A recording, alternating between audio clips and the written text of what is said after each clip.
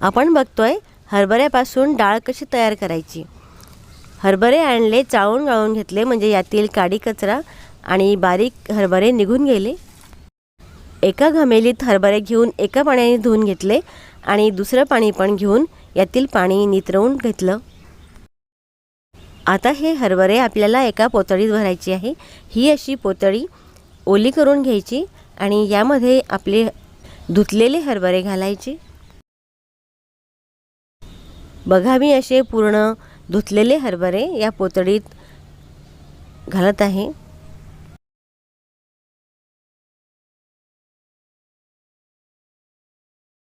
टोपलं उचलून पूर्ण हरभरे मी या पोतळीत टाकलेत।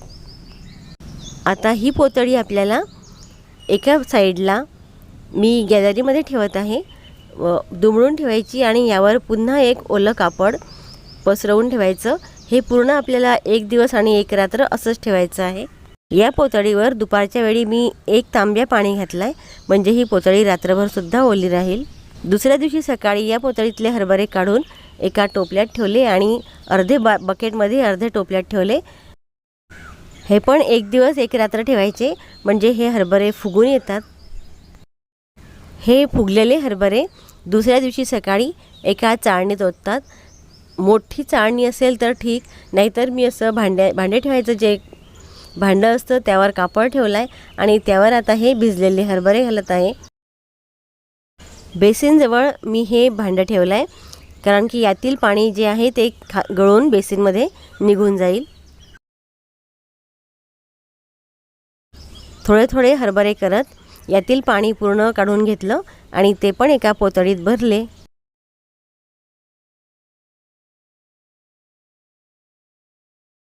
आता ही पोतळी मी टेरेसवर आणली आणि टेरेसवर एक कापड अंथरून यावर हे हरभरे वाळत घातले। हरभरे 1-2 दिवस चांगले कडक वाळवून घ्यायचे आहेत।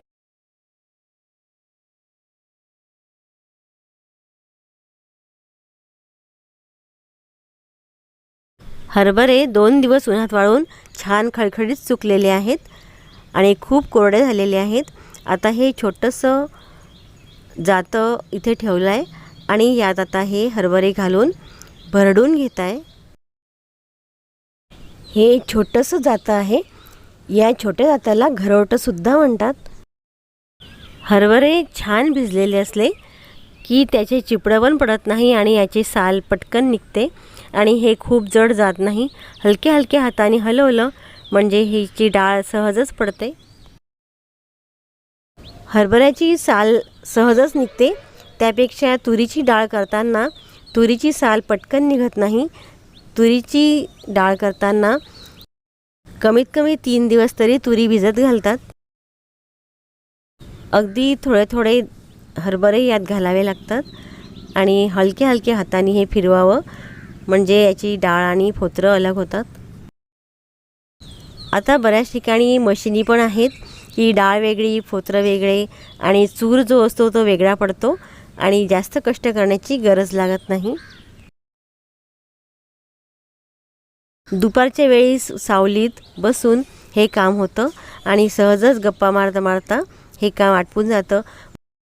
ऊन खूप प्रचंड तापत आहे, इथे घराची सावली आहे तर सावलीत बसून हे कामं सहजच आटपले जातात।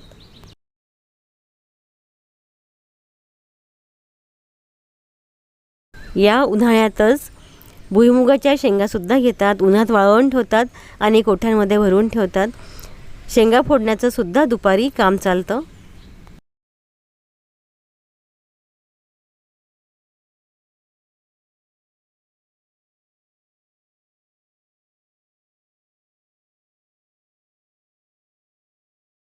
हरभरे भरडून झाले की ते असे भरून घेतात आणि हा जो जात्याचा पाऊ आहे तो जात्याला परत केला।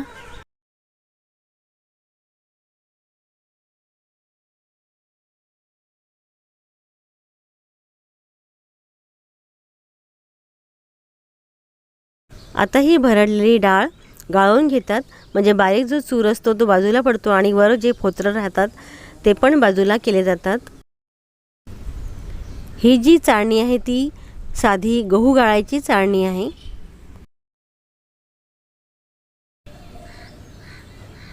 उन्हाळा म्हटलं की सुट्टी डोळ्यासमोर येते आणि सुट्टी ही फक्त विद्यार्थ्यांना आणि शिक्षकांनाच असते.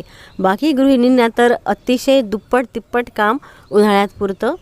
उन्हाळ्यामध्ये पापड बिबडे तयार करणे, डाळी तयार करणे, शेंगा घेऊन उन्हात वाळवून घरात भरणे असे भरपूर कामं केली जातात.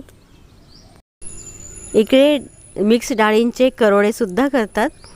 ते सुद्धा बनवून वाळवून ठेवतात. परत बटाट्याचे चिप्ससुद्धा करतात. एकंदरीत उन्हाळा म्हणजे दुप्पट तिप्पट कामाचा असा असतोच.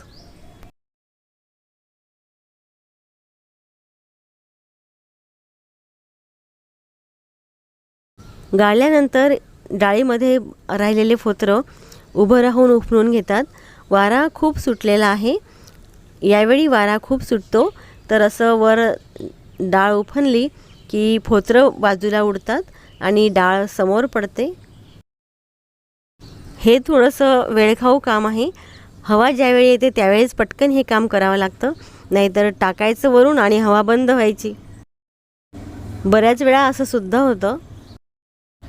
जर जास्त प्रमाणात काम करायचं असलं तर समोर पंखे लावतात. उंच असा पंखा लावला म्हणजे मग डाळ उफनल्या जाते.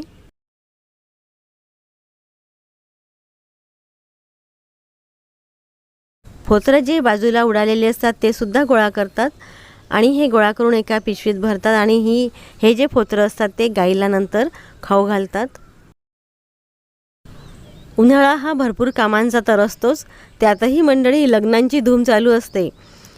आज हे लग्न, उद्या ते लग्न आणि तीच जर असली तर एकाच तिथीवर 4-4, 5-5, 6-6 लग्न असतात. लग्नांना, साखरपुड्यांना, जवळच्या लग्नांमध्ये तर हजेरी लावावीच लागते ना मंडळी.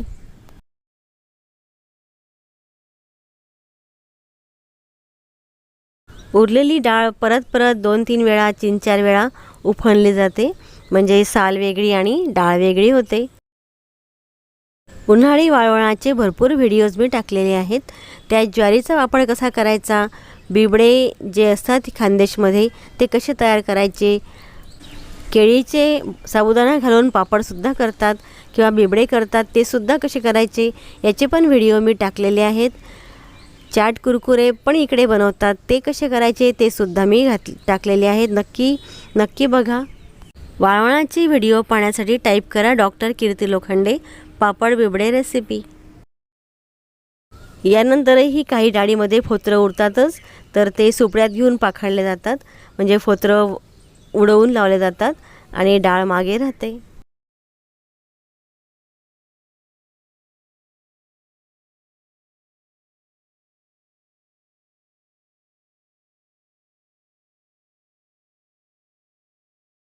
या डाळीमध्ये काही चिपडसुद्धा असतात, म्हणजे साल जी असते ती डाळीला चिकटलेली असते, तीसुद्धा निवडून काढून टाकतात आणि अतिशय स्वच्छ अशी हरभऱ्याची डाळ तयार आहे.